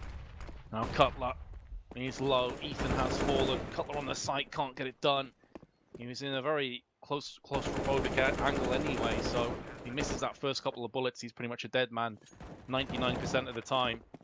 FNS and Ricky, well, they're turning tail and running back. So for another round, Cloud9 barrel through onto the site. They get the entries, they get the bomb planted, and CLG trying to save. Already a 4-0 commanding lead. Almost a team ace from Cloud9. As again, the Cloud9 so well known for their aggression, and they definitely roll it out there. I mean, Shroud moved up apartments so so quickly, and they just, you know, got those smokes down on Arch and Library and just wrapped immediately. They didn't waste much time. They got the initial fight at mid in their favor, and then they just rolled out the execute from that point forward. They're going to get that 4th round on the board. A great chance for a 5-0 as well, because CLG's money is low. They only saved 1 M4. Maybe they'll get some upgraded pistols around it, sure, but not much more than that. So it could be a hot start for C9 on the horizon. Would definitely be a change of pace to what we saw on Train, because that turned out to be quite the back and forth affair. Yeah, but if you remember, Dust, it did start 4-0 to Cloud9, Indeed, and yeah. CLG came back with 4 rounds of their own. The problem here is CLG, when they made the comeback, had a full purchase, including orbs. This time, it's pistols and an M4. So very different fortunes. And Inferno, I think, is a lot less forgiving than Train maybe on a CT side, especially when C9 have shown such great awareness with their entry fragging already. Again, it's going to be a stack. Ricky, who has the lone rifle, is over on A, and he's already fallen down. So with A being decapitated, looks like we're going to see a repeat performance with Cloud9 taking a brisk 5-0 lead. The stack was on B. They still have a reason to save some of these. I mean, they've got 2 Deagles, they've got Kevlar on a 5-7 and a flashbang. Sure. So no point just throwing this all away, but I mean, what a Also, start for you are Cloud9. still giving kills away to Cloud9 as well. I Yeah, mean, yeah, very true. it's not like a gun that has a big money bonus. It's just a standard 300 on these guns, but that's still an extra nade that they get if they kill you. So why give that to them when you really have no stake in this round? Is another thing that factors into all of it. And so yeah, they will just kind of hold their ground, maybe look for some exits, but they'll do so in like a more passive way, playing headshot angles. But it doesn't matter. Ethan actually still gets found out in that very angle. Kusta, though, with the USP, tries to even it back up with a nice pop flash there, but nothing. Doesn't have much trouble fitting through the spray anyhow. And so it'll just be Cutler holding the 5-7 in armor, actually. So Cloud9 up 5-0. Only a roaring start here from them. But this is where CLG will be able to buy back into things, and hopefully they'll be able to give C9 a real test. Looks like Cutler should be able to hold on to his 5-7. Important for Cloud9. Oh, Shroud actually died to the bomb there, assuming that he'd be safe in the cheeky corner. But he is going to go down, so that's at least one weapon they have to repurchase. I suppose he can cry into his dollar bills because he's pretty rich. Even with buying the AK and the Kevlar again, he's still got 2.4k to his Oh, you mean name. in-game money? Okay. Yeah, well, out-game money as well. I'm sure he's not doing too bad with his streaming and his team and everything. And he's the king of Reddit too, so I mean, his accolades keep going on. Sure, he'll find his way on the front page from that 1v3 clutch in the previous I'd be amazed if he didn't. Also, it was a sick play, to be fair to him. But now CLG do have one of their best purchases of Inferno. Can they use it, though? They've got an op, they've got the... Ooh. Oh, I'm forcing it's Kusta, who's going to land the 2 for the price of 1 shot onto Stewie and nothing. I think that was in apartments. And he's got himself a 3rd as well. Ethan's going to stop the ace from being a reality. And what the hell is going on? Cutler and Kusta both seemingly confused as to where Shroud actually was. So he's dispatched of 2 players. Surely he can't go 2 better than his train performance, and no, he won't. But what a way for CLG to finally get themselves on the board. Yeah, nice to get a little collateral there. I mean, that was like the most heavy-handed apartment switch I've ever seen. Normally, you'll see 3 guys coming out about with the pop flash from middle. And then you have the guy obviously flashing from mid, then one other player maybe playing from boiler or playing lane. Just trying to vary the numbers up a bit. Not forcing everyone through the exact same choke point, but Cloud9 sent 4 out apartments, and Kusta quickly dispatched of 3 of them. Now it's pretty much the round in the bag from that point. But now CLG need to worry about their money being reset. That is definitely a real fear. The money is going to get low. Meanwhile, Cloud9 still do have a good bit of money in the bank and 4 of their players, and they're going to do the exact same thing. They're like, no way he collaterals us 2 times in a row.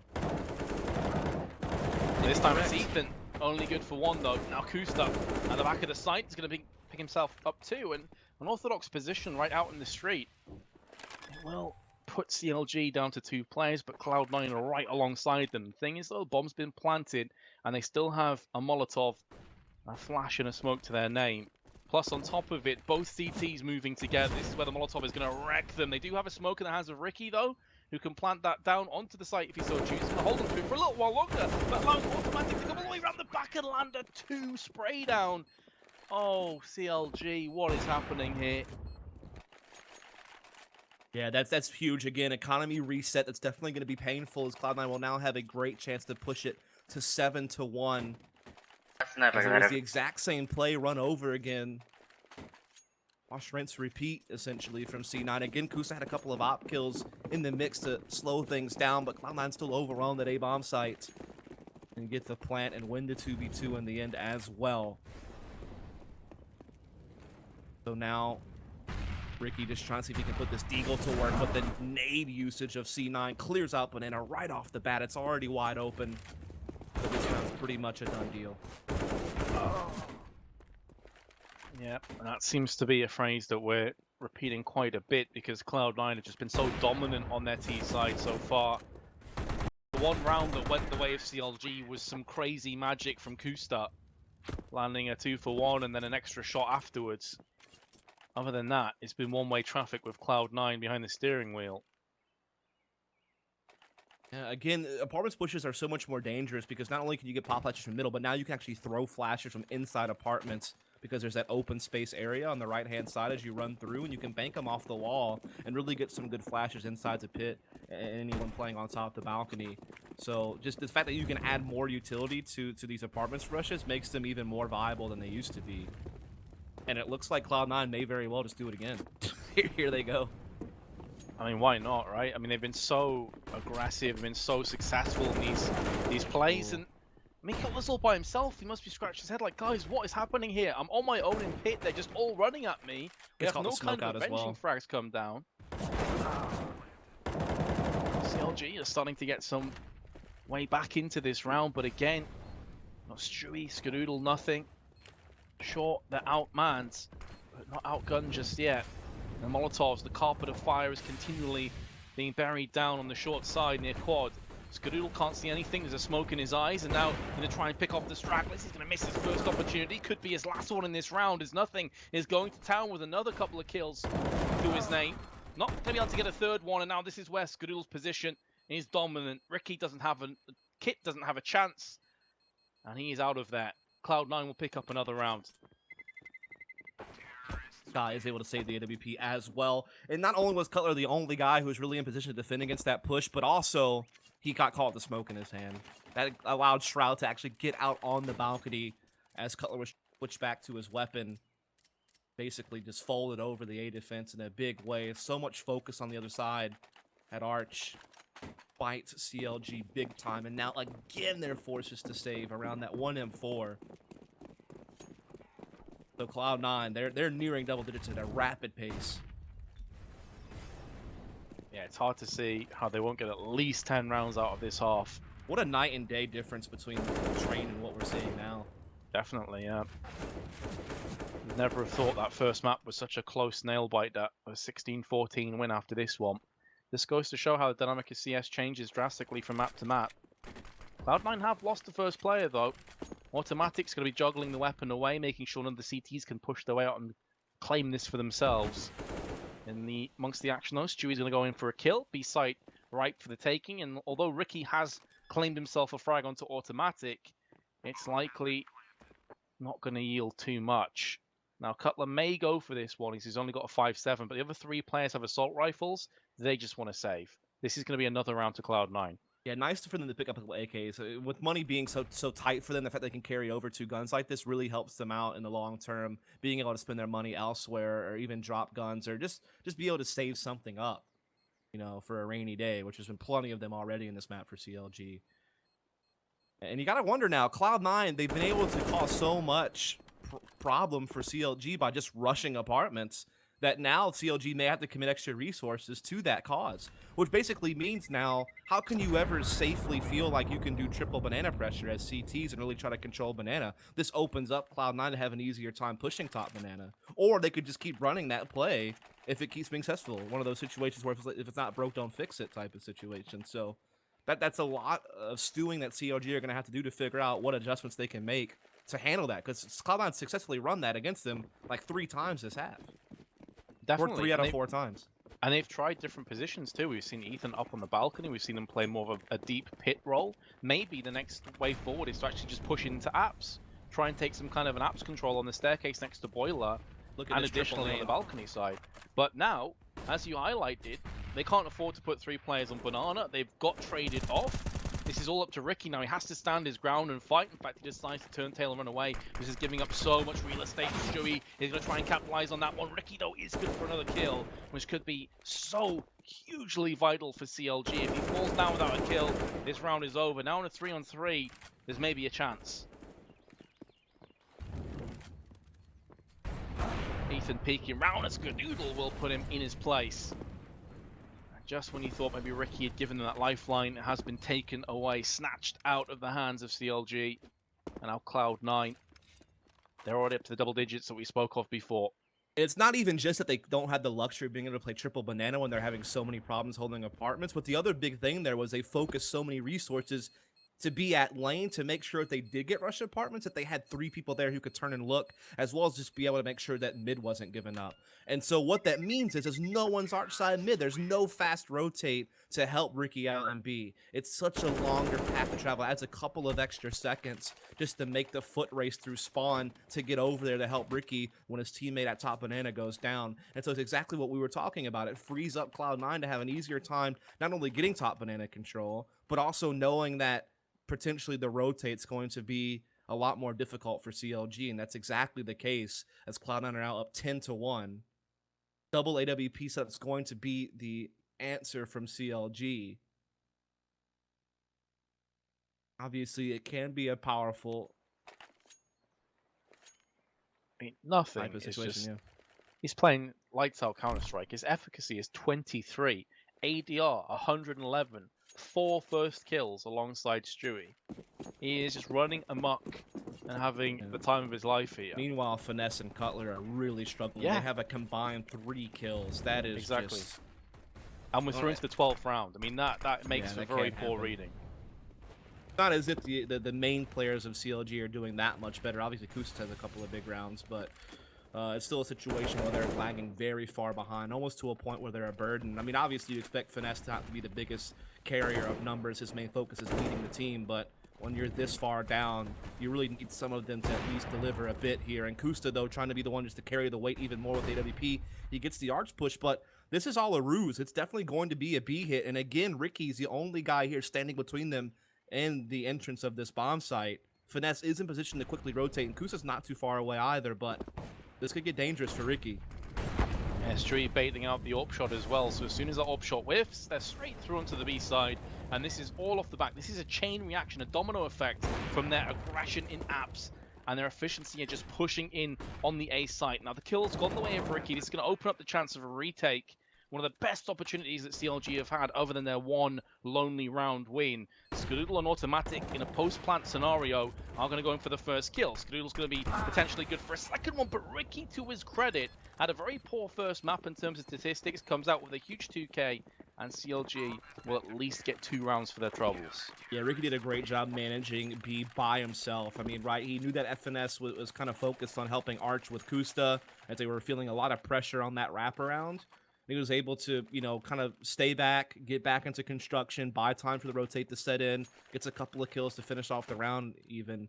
And so that was definitely well done. So finally a second round on the board for CLG. But again, that fear of their money being reset definitely has to be in their heads. Luckily, 3 guys on CLG have money saved up where they could probably still get something going. But they need rounds. It's not even necessarily money that's a factor anymore. Like, they need to get into this half because Cloud9 are way out in front. And again, the aggression going to be at the forefront as they're looking to really bunch up the middle here. But Kustas, he's been able to get a nice little shot on the Stewie to perhaps slow things down. Feels you have to recover a bit now that they're down a man. The money is just the stabilizers on the bike. You still need to ride it, and CLG, and they've barely got out of second gear in this game. If even first, to be fair. I mean, Kustas has been the shining light. He's actually top fragging on either side, even though his team trailed by 10-2, so it's not bad, but nothing. Snaking his way already onto quad. Has some backup just behind him in apps. Good for 1-1 trade. They'll be asking some questions of each other there, but fortunately Kustas battens down the hatch, connects the AWP shot, and Skadoodle's getting picked off from the side. So Automatic, in amongst all of this, is actually pushed onto the B side. Ricky very close to landing that shot while blinded. But he's going to decide, Automatic, to push through onto the tree side of CT. Ricky is up to this. He realizes what the scenario is. Automatic goes out for the peak, and Kusta is there. Solid round by CLG, and it seems that timeout did pay off for CLG overall. They haven't quite dipped out of this just yet. Yeah, Kusa's being really proactive with that AWP now inside of apartments, you know, not giving Cloud9 all that space in middle for free, actually challenging them and forcing them to make plays to gain it. And taking down Stewie definitely helped. I mean, it really did slow Cloud9 down. It forced nothing, and Shroud tried to make a play. Couldn't get it done. So CLG have now managed to win 2 in a row. 2 rounds left in the half. Still, though, a big lead for Cloud9 that CLG are up against. We do see CLG doing a little bit of triple banana pressure at the beginning here. And Kusta, again, being proactive at middle, catches another pick. This time it's nothing that'll be the first casualty. Just think, if they don't have Kusta here, this has 13-0 written all over it. He's 17-8. Unbelievable. His opening picks have been key in these last 2 rounds that CLG have won, and it might be the ticket to find a third. Finesse puts down the Molotov. That could buy up a little bit more time, although time isn't really an issue right now for Cloud9. Still well over a minute to play with. Automatic occupying mid, can be throwing out that nade. Does do a bit of chunk damage onto Ethan, but negligible at best. Done well to push him back, and this gives them the ability to control brackets. And now they have a little bit of a foundation to work off of. They still do have Stewie kind of keeping an eye on top banana, so that option is still open to fall back late. Hit that as well. But with CLG having a man advantage, they can just basically hold default, and they don't have to be in fear of having to scramble or panic rotate. They can just hold their spots now and play the advantage. That'll help things along as well as Kusa just keeps delivering for CLG. Cloud9 in rough shape now in a 3-on-5. Yet another kill. 18 for 8 now. He will move to 23 seconds left in Cloud9. Whereas time wasn't an issue before, it is a cruel mistress. And now it works against them. Cutler in a crossfire with Kusta. Not required as Ethan is already on the site. Up on the box. Going to relocate to make sure he isn't too obvious. And now time simply is too much of a burden. And Cloud9 want no further part in 14. I'll move through to the last round of the half at 10-4 in the lead. But this mini comeback from CLG could maybe buy them an extra few rounds going through into that second half. Absolutely. Kusta's double the next person on his team on the scoreboard. And it's not just a pure numbers thing. When you think about Kusta, the eye test has really proven the impact that Kusta's had. He's found the first kill in the last 3 rounds that CLG have won.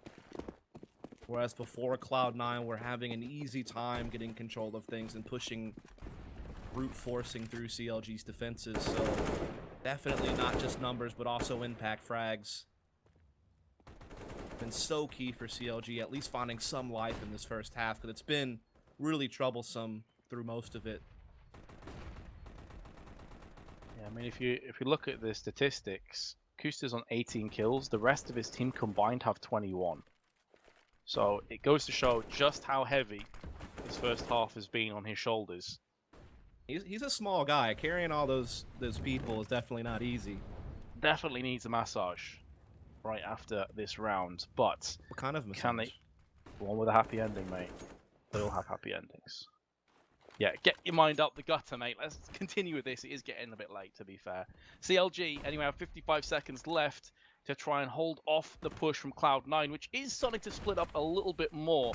Whereas last time they were stuck in mid around now. This time around they have the bomb still going up B. And again, Ricky's by himself with the AWP. Yeah, and the arch split can be huge here. It could actually pull FNS back in if they keep pressuring the arch side. And they're triple lane, so the gap is definitely wide open. But Cutler, maybe he could just swing through and attack middle. This is a great timing. Only 1 kill though, but it is vital information for the rest of his team. With 25 seconds left, that's almost worth an extra kill. Finesse is about to get sandwiched, and as the call knock came through, he's still in a position where he can get picked off from the back. He's going to use that smoke to his advantage. Skadoodle reads the situation perfectionly. Perfectionally is not even a word, but we'll carry Definitely on anyway. And now Kusta and Ethan are going to try and push He's their way done. onto the site. He can't speak English, can he? What a scrub. Both going to be coming from Banana. Kusta is the first to fall. Automatic does a backflip, and now Ethan actually puts it in the realms of possibility, but it gets snatched away from Skadoodle. 11-4. Yeah, again, that was just a round where Cloud9 were able to finally, like, Kusa didn't get that opening pick at middle that time, right? So Cloud9 could actually get control of brackets. There was a lot of focus being put onto CLG at lane. Again, I think it was still lingering in their minds about what was going on at apartments, and they wanted to make sure they could have the answer to that. And yeah, that gave Cloud9 the ability to get through Arch and that bomb site. So really well played. As we take a look at things over here, nothing, as you noted, was a big factor in Cloud9's successes on the T side. Definitely had the numbers going in his favor. A great amount of ADR, good KD ratio as well. So props to him. He got a lot of work done.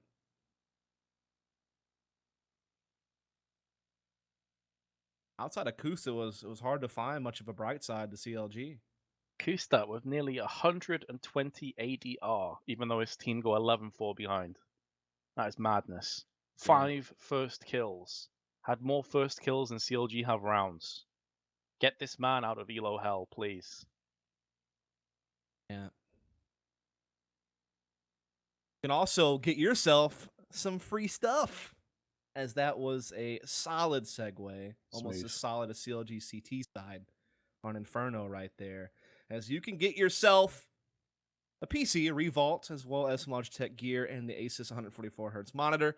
Again, very easy. Just click the graphic down below in Twitch, and you'll be able to get in on that giveaway. And yeah, definitely a lot of cool stuff there. Also, a lot of mouse pads being given away as well. So even some smaller stuff that you can get your hands on. There's plenty to go around. So definitely get involved with the giveaway down below. Also, give a shout over to Subaru on Twitter with the hashtag Subaru Invitational. Let them know what you think about the tournament. What else you'd like to see from them, as they're obviously trying to get feedback, as this is their first take on esports and they want to get involved more. So be sure to let them know what you think, as we are going to get live with the second pistol round of map 2. Because, of course, if you're just joining us, Cloud9 did win the first map 16-14, so they have the 1-0 advantage in the series. And they have a huge lead here in map number 2, so this could be a 2-0 series unless CLG can wake up. Cloud9 with a bit of blocking in library. 2 or 3 players blocking each other, but yeah, this pistol is absolutely vital. And that nade already chunking, doing almost 80 damage just by itself. So brutal. And now Stewie, what a headshot in midair. Ethan popped out. He's gonna whip his flash a little bit. No, he actually doesn't. It was on perfect pixel into the face of Kusta and Ricky. What a play by Stewie. That is disgusting. And now CLG able to get the bomb planted. Finesse and Cutler are both going to have to move together as one. And it's not going to work out for FNS, and it's not going to work out for Cutler. You have to feel with just 26 health. The bomb is already being defused, and amongst everything else, but Cutler comes through with another headshot. He is down to just 10. Gets finished off, and Cloud9 will have the round. But what about that from Stewie? Again, he's known to be such a playmaker, very intuitive in how he approaches things as well. It's not just pure madness when he does crazy things. There's always a thought process behind it. It's always a calculated gamble. And he definitely pulled that one out with the hat trick. And short of a bomb plant, CLG didn't find much there. And you can see they're buying up right now. Already have 2 AKs out in play. They will get dropped to armored players as well. It'll be Ricky and Kusta, kind of 2 main forces for CLG, going to have them at their disposal. This is a really heavy-handed second round force buy. But, I mean, I think it's as heavy as it gets, but that certainly hurts. Yeah. What can you do about that? Skadul just wants to run straight past and just put 2 players out with a scout. You just have to applaud the man for that. Automatic, mate. There was a player chilling in tunnels. And you've just been done from behind, bro. Everyone from CLG just got done from behind in this round, particularly the guys that Skadoodle was putting bullets between their eyes at middle. Those scout headshots were devastating. It's kind of crazy that CLG actually invests so much into this to get those 2 AKs behind armored players. Like, it was a really heavy-handed force buy, and it was all over before they even got out of T-ramp. As Ethan's just trying to hold on to this AK as best he can. CLG, Cloud9 know how much money got invested here. They don't want to let him carry this over. They're going to get a little bit pushy here in middle. Make this hard on Ethan to carry it over. I think he's playing this in a dual purpose kind of way. One is to try and hold on to the AK, but there's so much time left even still with 40 seconds. if one of these Cloud9 players gives their life away for free, it's a 2-on-1. They can make a beeline for one of these sites and maybe even try and clutch. Sure. But for the time being, he's just like, nah, they're not going to peek me. It's going to be a save. I'm going to keep this AK-47. I think CLG went all in on this round, realizing that they just simply didn't have that many more rounds to play with, you know? Sure. So it's kind of going for broke, rolling the dice, and then Scoodle gave him the sausage. He really did. Looks like he should be able to save this. Cloud9's funds aren't exactly in pristine condition themselves. And with such a huge round buffer, there's no real reason to throw away money. And that's one way that maybe CLG can claw their way back into this if they can just consistently break the economy of the CTs. So I like that Cloud9 haven't bothered with the hunt. Yeah, I mean, the AK and head armor is great. You can say they can at least pose some threat in this round, but their ability to buy a round that's not that high. So it's really going to come down to Ethan trying to make plays. Obviously, Tech 9 head armor can be very powerful in close-range fights, which there are a lot of potential for that on Inferno, or there is a lot of potential. Solid grammar, of course. It's not quite perfectionally, though, is it, mate? It's No, definitely that's not next as good level. as perfectionally. That was just straight up new words being created on this stream, but... I could do with a giveaway of some English lessons, Subaru, if you're listening, mate. I could do with some. Anyway, back to the action.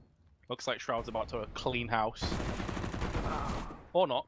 Just a 1-for-1 trade. Not bad, though. But that is bad news. Automatic will fall to the Tech 9 Akusta. And our Skadoodle is a beast with the scout, but it just simply doesn't have the fire rate to quash and quell all these players that are forcing their way through onto the A site. So it's looking good there for Cloud9 originally, but it's just descended into madness once again. Stewie, you have to be Stewie 4K at this stage. There's the first one. Any more forthcoming? Just a hail of nades, forcing him back into library. And Ethan will put him down, 5-13. This time it's CLG putting the apartments to work. They're able to run things down and get around under their belts, and so it will be 13-5, but of course they still have a long road to travel to get back into this map. Luckily for them, Cloud9 don't have that much to work with, but they actually just get an AWP on Skadoodle, blast cannon at that, and then do pistol armor around it. So kind of a crazy buy out of Cloud9. I don't know if it was really that necessary.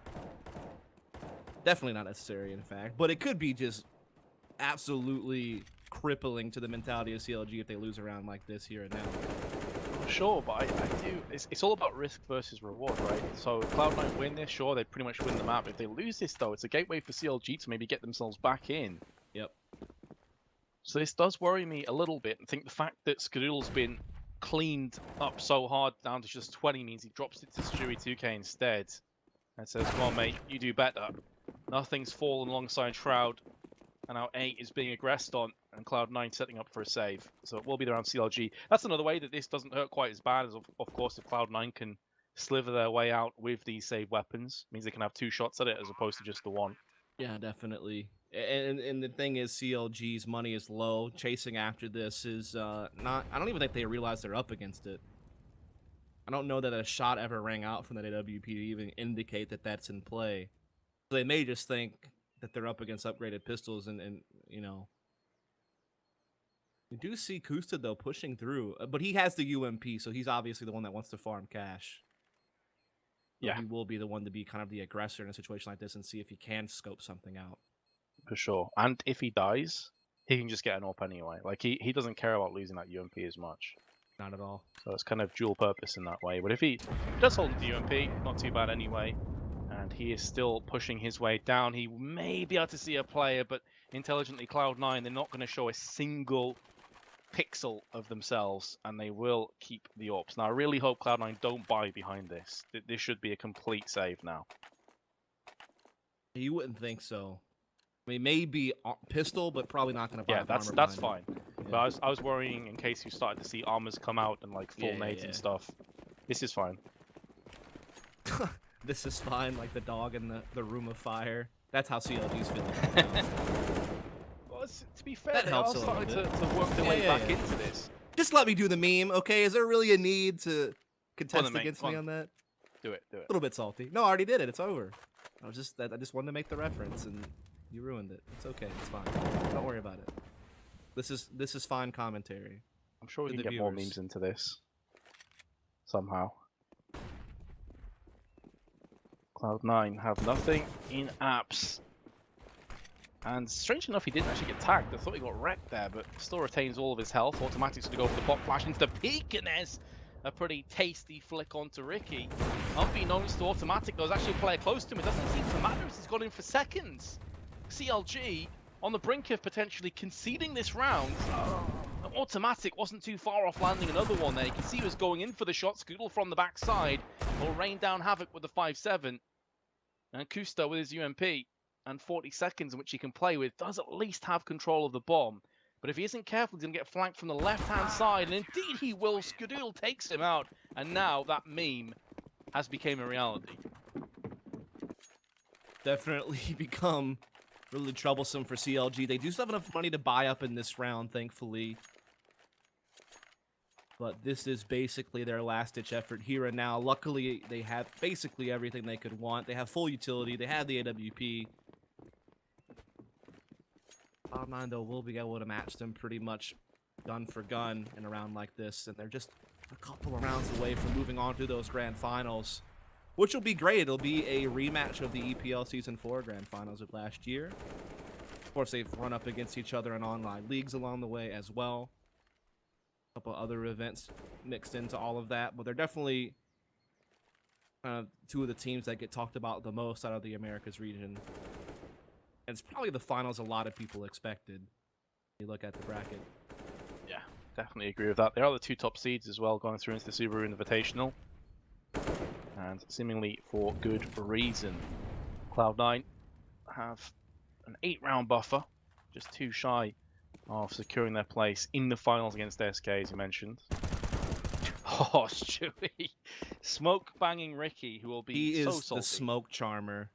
He really is. He just pulls out the flute, makes it dance around for him. I'm not sure where I was going with that. I really don't. As soon as I said the word charm, I'm like, I have no follow-up to this. But nonetheless, I'll fail for you, for your entertainment, so you can laugh at how terrible I am. As we do see CLG looking to try to make things happen on this B-bomb site with their remaining forces. Time is scarce, and that will put them into action. Stewie will fall. No more smoke shenanigans for him in this round, but Automatic could be able to step up to the plate and do very much the same. Wasn't too far off with that spray. I think he did actually quite a bit of damage to Finesse, who goes for the bomb plant. Slowing up through the window. Nothing forthcoming just yet. Nothing connects the headshot onto Ethan. That will open up the banana play and expends a Molotov. He's burning alive, but he will get the kill while he moves through the flames. Now he's up on the ledge as well. This is looking so ominous for CLG. Kusta comes in for a kill, looking for another one. Can't get the no-scope, but Cutler's going to get put down from the 5-7 of Skadoodle. Second consecutive kill. Cloud9 now move to 15-6. That no-scope was a leg shot from Kusta. That's what makes it so rough. If that's actually a kill instead, he actually would have pulled out probably something crazy. Unfortunately, it just doesn't happen. Cloud9 comes through. Nothing was just dancing around, making a lot of plays there to help that retake come through. And now it's 15-6. It's all on this. Again, night and day from Train. That was such a close contest, but this looks like domination from C9. CLG need to win 9 in a row just to force an overtime, just to hope to challenge a third map. Otherwise, it will be Cloud9 moving on to the finals against SK. Best streak. Coming along already. The best streak they've got on either side has been just 3 rounds on their CT side. And Kusta the first to fall. The talisman, the power play. The beast has been laid down for the time being. For the final time, maybe the Subaru Invitational. Automatic's going to get another one. Ricky trades straight back, but the bomb out in the open. Stewie, I think he just moved out of position at the very end there. His crosshair was around the right place. And that is going to give up the B site. So CLG, this could be their first hurdle navigated over. It's still a 3-on-3. This definitely isn't guaranteed. But it was looking a whole lot worse when Kusta got put down early doors. Now with this plant, it looks as though Shroud is going to be the player to come through on the banana side. Skadoodle could be following him as well. While nothing flirts with the idea of going for this retake. Even though they have its utility and the firepower, they kind of got out positioned from the start of this 3-on-3. Nothing trying to, do a little bit of something here, but the other two are far from committed. And so yeah, CLG will take round number 7. So first check on the list. Oh no, not, come on. Come on. Are you kidding me? Did Oh I? my goodness. Oh. I think for CLG's mental state, that was probably for the best. Get denied nothing. Look, good try. You made me a little bit nervous, but ultimately you're about a millisecond off. And that's probably for the best, mate. Oh my god. That almost happened. I can't even believe that almost happened. I don't even know if CLG realizes how close they were to getting out of the tournament. No, Dust, it's probably best they never find out. Yeah, definitely. Definitely not. Looking good for this round as well. Nothing with a P250. We'll shut down Kusta. 2-on-3, but it's a Deagle and a glass cannon up now. And that glass has been chipped away. There's not much left of it for nothing. CLG post-plant scenario looking good to hold onto another round. Both these weapons, though, have that one-hit KO power. Cutler doesn't want to peek this. In fact, he does. Just shows his head. Shroud saw that, but Cutler definitely would have seen Shroud too. And nothing's pieced out anyway. He's like, see you later, mate. I'm going to hold on to this AWP. This round's done. So CLG have definitely, and unknowingly to them in the case of the previous round, have really kind of gone through the ringer to get a couple of more steps closer towards maybe forcing the overtime. It's still a far off goal at this point, but now they're just 7 away from doing it. As you noted, the longest streak they had this game was 3 thus far in this game. They're on 2 now. They do have Cloud9 buying down to the bottom of the barrel, basically. It includes a Mag 7 and a UMP. As Cloud9 want this over with. They do, and this isn't the kind of desperation buy that we saw earlier with that lone AWP and a bunch of pistols. I mean, this is a solid purchase. You got a Mag 7, very powerful map like Inferno, close range Quadruple angles. banana, okay. It is an interesting setup, I'll give them that. Just leaving nothing, who is going to be peeking down mid once that smoke clears. I like the position if you're on your own, but now he's been found out from Boiler. There is a quick rotation, though, from both Stewie and Shroud, so it's not just him anymore. Stewie, up close and personal, will make Finesse pay, but Cutler's got the entry that CLG desperately required, and make a second one on top of that to Stewie. So, CLG, they're not done fighting just yet, and Cloud9 are going to hope that Automatic can make himself some cash with this Mag 7, but the chances of clutching are almost 0. You would imagine so, unless Automatic's going to try to pull out a nothing performance or something, but he doesn't have the kit, so that's definitely not even a risk. Get the AWP down off of Scootle as well, so CLG doing a good job actually making it tough on Cloud9. They're actually getting in really rough shape on their money, so some of these like force buy things that they've been trying to do to close the game as quickly as possible are actually coming back to really haunt them. They will probably take a full save here, though, or at least something very light, just upgraded pistols, no armor behind it. You would think, or at least they'll calculate it to a degree that they know they'll get a nice full buy in the next round because they're obviously starting to approach that max loss bonus. And while CLG haven't really hit a high level yet, like as far as like the threat-o-meter on C9 actually giving this up, if they can get a few more rounds, all of a sudden Cloud9 have to start scratching their heads and start worrying a little bit that they might let this one slip because they're starting to close that gap. Oh, they are, and they're picking up pace too. And now it's no longer the Kusta show. He's still been doing great work, but now you're starting to see Ethan step up. You're starting to see Ricky also chime in for some kills. So that bodes very well for CLG's potential comeback. This round, they could be getting into murky waters. Automatic with 1. Even a kill from there, he's pretty sick stuff. Any more would have been madness. Nothing. Can't really afford to peek too hard as a Molotov in his face. And Finesse will put down what remains. CLG in cruise control to take a 10th round. Shroud, the clutch master, not able to get it done this time of asking. And I feel like whenever a team gets double digits, that's when a team's like, okay, hold on a second. They're actually not too far away anymore. Yeah, it's certainly the case. All of a sudden, that comfort level you've built up, all that breathing room you've gained, you begin to get suffocated just a bit. As you noted, we've actually seen CLG now get their best winning streak of the game at 4. They obviously still have to do much better to get into overtime, but it's starting to shape up. Not even in this round, still not at the idealist of buys, as really low utility Dewey on the UMP, but again, we know how powerful the UMP can be, so it's not too much of a burden to have it in play. And it looks like CLG want to go for one of these crazy apartments pushes now. They did it on the pistol round. And it looks like now they're going to pull it out here. There is a triple lane setup, though, from Cloud9. This is about the best you could hope for to defend against a heavy apartments push. So you have a lot of attention that can turn to the apartments at a moment's notice. They even had that early rotate coming in at Arch as well. Originally, Cloud9 were actually pushing 2 players down banana, but they didn't fully go through with it. If they had, they'd have known the information. Wow. Instead, it's a complete collapse. The House of Cards has came crumbling down. And Stewie, the player that you highlighted at the start with just the UMP, is all that remains now for Cloud9.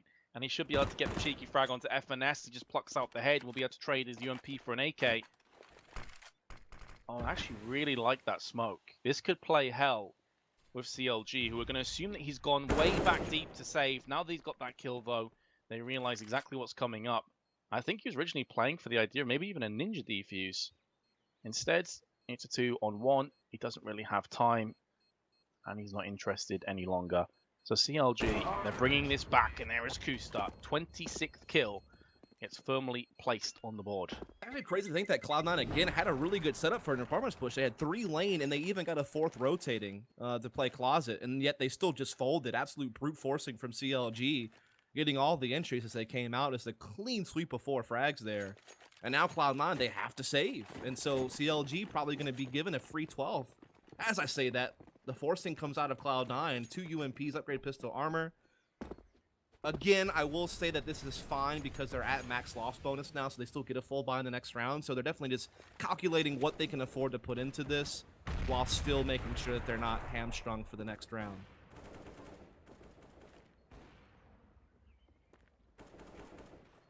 Well, CLG have made this comeback now a reality. Before, it was a distant dream. Now they're not far off. Cloud9 still, of course, in prime position. I like how Automac just noped the heck out of there when he started seeing those bullets come through. Yep, and it's his teammate as well. It's Stewie that's just behind him that got railed off one of them. He's down to 51. So just hold the safe angle instead. The issue, though, for Cloud9 is the one smoke that they had on Banana has already been utilized. And as soon as that clears, you're going to see Molotovs fly on up with flashes and try and get rid of all these positions. Now, Automatic's playing the super close angle, which could be fantastic, but the flashbang completely neutralizes him. And with his death, B should follow. Fast rotation by Cloud9. Going to be jumping into the smoke themselves, and nothing gets a kill. And Ethan's like, mates, come on. What is that? He just pushed me through smoke. Still going to be the round, though, going to CLG, barring some miracle. Yeah, I mean, you can't really fault nothing for going for that. I mean, it's basically a desperation situation when it's a 3-on-5 and you only have a P250 on the rest of you and your teammates. So does something a little bit dicey, gets a kill out of it, but not much more. And so CLG still comfortably take the 12th round. And again, C9, they still have plenty of money to buy in the next round. Going for those UMPs didn't really harm them too much. But again, CLG are now really threatening the overtime at this point. They're just a few away